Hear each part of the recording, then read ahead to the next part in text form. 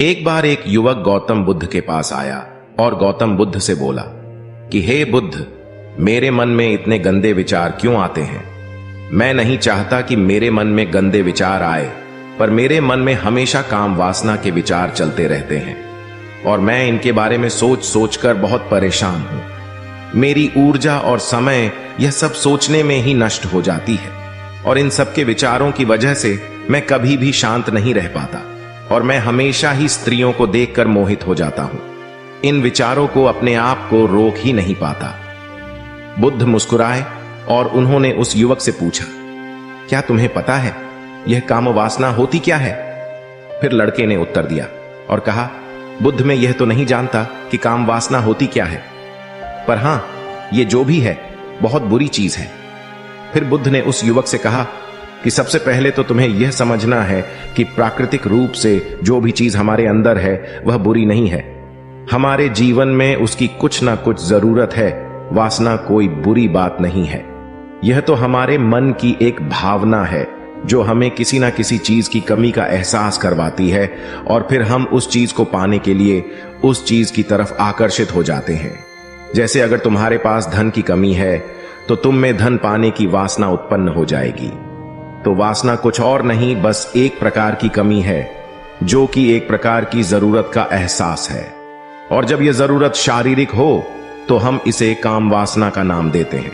युवक ने गौतम बुद्ध को कहा कि बुद्ध, मुझे काम वासना का मतलब तो समझ में आ गया, पर आप मुझे यह बताइए कि यह आती कहां से है और कैसे आती है। गौतम बुद्ध ने कहा कि काम वासना कहीं से आती नहीं है, यह तो हमारे अंदर ही होती है और इसका होना तो जरूरी भी है, तभी तो मानव जाति का विस्तार होगा। युवक ने कहा, जब यह हमारे अंदर ही है और जरूरी भी है तो फिर लोग इसे गलत क्यों बोलते हैं? बुद्ध ने कहा कि यही तो समस्या है। लोगों ने काम वासना को गलत तरीके से सोच लिया है। इसे छिपाने की, दबाने की कोशिश करते हैं। काम वासना गलत नहीं है, बल्कि काम वासना का गलत तरीके से प्रयोग करना गलत बात है। लोग जिससे प्रेम करते हैं बस उसी के लिए जीने लग जाते हैं, उसे पाना ही अपना लक्ष्य बना लेते हैं और उसी के बारे में हमेशा सोचते रहते हैं, पर यह सब गलत है। बुद्ध ने युवक से कहा, क्या तुम्हें पता है जानवरों में भी काम वासना होती है? युवक ने उत्तर दिया, हां बुद्ध, जानवरों में भी काम वासना होती है, क्योंकि जानवर भी तो आखिर अपनी पीढ़ी को आगे बढ़ाएंगे। बुद्ध ने कहा, तो फिर हम जानवरों की काम वासना को गलत क्यों नहीं कहते? युवक ने कहा, मुझे नहीं पता महात्मा, आप ही मुझे बताइए। गौतम बुद्ध ने कहा कि जानवर अपनी काम वासना का प्रयोग आनंद प्राप्ति के लिए नहीं करते, वह तो सिर्फ संतान उत्पन्न करने के लिए ही काम वासना का उपयोग करते हैं। जानवरों को प्रकृति ने इतनी समझ नहीं दी कि वह काम वासना को अपने सुख का आधार बना सके, जबकि मनुष्य अपनी समझ के बलबूते पर प्रकृति में पाई जाने वाली प्रत्येक वस्तु को अपने सुख के लिए प्रयोग करता है। हम इंसानों ने ही काम वासना को अपने सुख का साधन बना लिया है, जबकि प्रकृति ने तो हमें अपने वंश को आगे बढ़ाने के लिए दिया था, लेकिन इंसानों ने इसे अपने जीवन का परम लक्ष्य बना रखा है और इस तरह से काम वासना का भी लगाम हो जाना गलत है। युवक ने पूछा, महात्मा जी, ये काम वासना हम पर हावी क्यों होती है? तब गौतम बुद्ध ने कहा कि सुनो, अब जो मैं तुम्हें बताऊंगा उसे तुम ध्यानपूर्वक सुनना। काम वासना का सारा खेल तुम्हें समझ आ जाएगा, तुम्हें तुम्हारे सारे सवालों का जवाब मिल जाएगा। बस तुम्हें ध्यान से सुनकर समझना है। एक बार की बात है, एक आश्रम में गुरु और उनके शिष्य रहा करते थे, जो रोजाना आश्रम के बाहर स्थित गांव में भिक्षा लेने के लिए जाते थे। उस आश्रम का एक शिष्य जिस गांव में भिक्षा लेने जाता था, उस रास्ते में एक नदी पड़ती थी। एक दिन उसने देखा कि एक लड़का पेड़ के पीछे छिपा है। वह उस लड़के के पास गया और उससे जाकर बोला, भाई, तुम इस पेड़ के पीछे छिपकर क्या देख रहे हो? लड़के ने कहा, अरे तुझे नहीं दिख रहा कि मैं क्या देख रहा हूं? तब शिष्य ने नदी की तरफ देखा तो वहां पर कुछ लड़कियां पानी भर रही थीं। वो लड़कियां 14-15 साल की होंगी। तब उसने उस लड़के से कहा, अरे भाई, वहां पर तो लड़कियां पानी भर रही हैं, इसमें छिप कर देखने वाली क्या बात है? तब वो लड़का शिष्य की तरफ देखकर उससे कहता है, अरे पागल, तुम्हें दिखाई नहीं दे रहा कि कैसे यह परियां नदी से पानी निकाल रही है जरा उनकी अदाओं को तो देखो, उनके कोमल शरीर को देखो, उनकी पतली कमर को देखो, और उनके बाल उनकी कमर पर कैसे लहरा रहे हैं, मानो सुंदरता बिखरी पड़ी हो। शिष्य ने फिर नदी की तरफ देखा और इस बार वह इससे देखता ही चला गया। उसे किसी भी बात का कोई डर नहीं था, लेकिन अब वो छिपने लगा और उन लड़कियों को देखने लगा। और जब वो छिपकर उन लड़कियों को देख रहा था, तभी वह अचानक अंदर से कांप गया और उसने कहा कि यह मैं क्या कर रहा हूं, मैं जो कर रहा हूं वह सही नहीं है, मुझे यहां से चले जाना चाहिए। और फिर वह जल्दी से वहां से चला गया। वो आश्रम पहुंच जाता है। आश्रम जाकर वो अपने कार्यों में लग गया, लेकिन जो अब भी वह देख कर आया था वहीं उसकी आंखों के सामने बार बार आ रहा था। उसके मन में वही दृश्य चल रहा था, उसके मन में वही सब कुछ देखने के लिए लड़ाई हो रही थी। उसका किसी भी काम में मन नहीं लग रहा था। सुबह होते ही वह रोज जल्दी ही भिक्षा के लिए आश्रम से निकल जाता और उस नदी के पास वाले पेड़ के पास जाता, और जहां पर वह लड़का पहले से मौजूद रहता था, उस लड़के के साथ मिलकर लड़कियों को छुप छुप कर देखता था। अब वह रोज ऐसा करने लग गया। यह उसके रोज का काम हो गया। अब उस शिष्य का मन किसी भी काम में नहीं लगता था। वो हमेशा ही किसी ना किसी प्रकार के विचार में उलझा रहता। वो आश्रम के कार्यों को भी ठीक ढंग से नहीं कर रहा था। न वो ठीक से सो पाता था और न वो ठीक से खाना खा पाता था। उसका मन बेचैन सा रहता था। उसका मन बार बार उन लड़कियों के सौंदर्य को देखने के लिए तरसता था। जब गुरु शिक्षा देते तब भी उसका मन कहीं और विचारों में खोया रहता था। गुरु ने अपने शिष्य की इन हरकतों को जान लिया था। तब एक दिन गुरु ने शिष्य को अपने पास बुलाया और कहा कि आज से मैं भी तुम्हारे साथ भिक्षा मांगने चलूंगा। तुम और मैं साथ साथ भिक्षा मांगने चलेंगे। तभी शिष्य गुरु को मना करते हुए बोला, नहीं गुरुदेव, आप परेशान क्यों हो रहे हो? मैं अकेला ही ठीक से भिक्षा मांग सकता हूं। गुरु ने शिष्य से कहा कि ठीक है, तुम अकेले ही भिक्षा मांगने जाओ। शिष्य तुरंत वहां से भिक्षा मांगने के लिए निकल गया। उसके जाने के बाद गुरु भी आश्रम से निकल गए और शिष्य का पीछा करने लगे कि वो कहा जाता है, किससे मिलता है। यह सब देखने के लिए उसके पीछे पीछे चलने लगे। थोड़ी दूर जाने के बाद गुरु ने देखा कि उनका शिष्य एक लड़के के साथ एक पेड़ के पीछे अपराधी की तरह छिपा हुआ है और छिपकर कुछ देख रहा था। गुरु भी अपने शिष्य के पीछे जाकर खड़े हो गए कि आखिर उनका शिष्य क्या देख रहा है, जिसे देखने के लिए वो पेड़ के पीछे अपराधियों की तरह छिपा पड़ा है। गुरु ने देखा कि उनका शिष्य पेड़ के पीछे छुपकर लड़कियों को देख रहा था, जो कि नदी से पानी भर रही थी। तभी गुरु ने शिष्य को कहा कि तुम क्या देख रहे हो? अपने गुरु की आवाज सुनकर वह शिष्य घबरा गया और उसके पसीने छूटने लगे। वह थर थर कांपने लगा, जैसे किसी चोर को चोरी करते समय रंगे हाथों पकड़ लिया हो। उसकी हालत खराब हो गई। वो कुछ भी नहीं बोल रहा था। उसके मुंह से कुछ टूटे फूटे शब्द भी बाहर निकल रहे थे। वो अपने गुरु से नजर भी नहीं मिला पा रहा था। गुरु ने शिष्य की तरफ देखा और कहा कि मेरा शिष्य तो निडर था, उसे तो किसी भी चीज का डर नहीं था, लेकिन यह क्या तुम तो डर के मारे कांप रहे हो। शिष्य ने गुरु से कहा कि मुझे माफ कर दो गुरुदेव, मेरा इसमें कोई दोष नहीं है। उस लड़के ने मुझे बहका दिया था, लेकिन आपसे मैं वादा करता हूं कि आज के बाद मैं ऐसा कभी दोबारा नहीं करूंगा। मुझे माफ कर दो गुरुदेव। गुरु ने शिष्य से कहा कि कोई बात नहीं, पर इस बात का तुम ध्यान रखना कि हम जैसी संगति करते हैं वैसा ही फल हमें प्राप्त होता है। उसके विचार हमारे अंदर प्रवेश करते हैं, इसीलिए अच्छी संगति करो जिससे तुम्हारे अंदर अच्छे विचारों का प्रवेश हो। फिर गुरु और शिष्य आश्रम लौट आए और फिर से आश्रम के कार्यों पर ध्यान देने लगे। उसने उस रास्ते को छोड़ दिया और दूसरे रास्ते से जाने लगा। वो अपने काम को ध्यान से करता, लेकिन धीरे धीरे उसके अंदर क्रोध उत्पन्न हो गया और फिर वो दूसरों पर क्रोध करने लगा और बेचैन रहने लग गया। अब वो सही समय पर भोजन भी नहीं करता था। वो भोजन भी बहुत कम खाता था।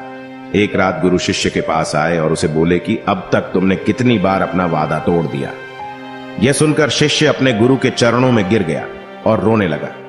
रोते रोते ही उसने गुरु से कहा कि गुरुदेव, मैं कई बार अपना वादा तोड़ चुका हूं, फिर वादा कर लेता हूं, लेकिन हर बार मैं वादा तोड़ देता हूं। मेरा मन मेरे नियंत्रण में है ही नहीं। मैं बहुत कोशिश करता हूं कि मैं अपने मन से सारे बुरे विचारों को निकाल डालूं, लेकिन मैं चाहकर भी ऐसा नहीं कर पा रहा हूं। फिर गुरु ने शिष्य को कहा कि चलो मेरे साथ। गुरु शिष्य को आश्रम के बगीचे में लेकर गए और शिष्य से कहा कि देखो, यहां पर कुछ नालियां बनी हुई है जिससे नदी का पानी इन पौधों तक आ रहा है और यह पानी एक निरंतर भाव से बह रहा है। क्या तुम इस पानी के बहाव को रोक सकते हो?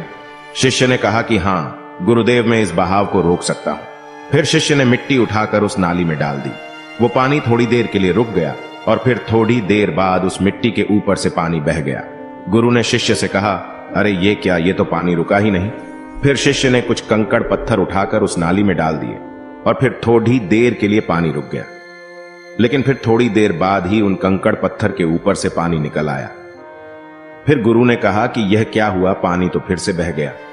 तुम तो बोल रहे थे कि तुम इसे रोक दोगे। क्या हम किसी काम को रोकना चाहे तो क्या हम उसे रोक नहीं सकते? तब शिष्य ने कहा, कोई बात नहीं गुरुदेव, मैं इस पानी को तो आपको रोक के दिखाऊंगा। वह फिर से एक बड़ा सा पत्थर लेकर आया और उसे नाली पर डाल दिया और पानी रुक गया। तब गुरु से कहा कि देखा गुरुदेव, मैंने कहा था ना कि पानी को मैं रोक दूंगा। मैंने पानी को रोक दिखाया, आपकी बात मैंने पूरी कर दी। गुरु मुस्कुराए और बोले, अच्छा जरा ध्यान से देखो, पानी रुक गया।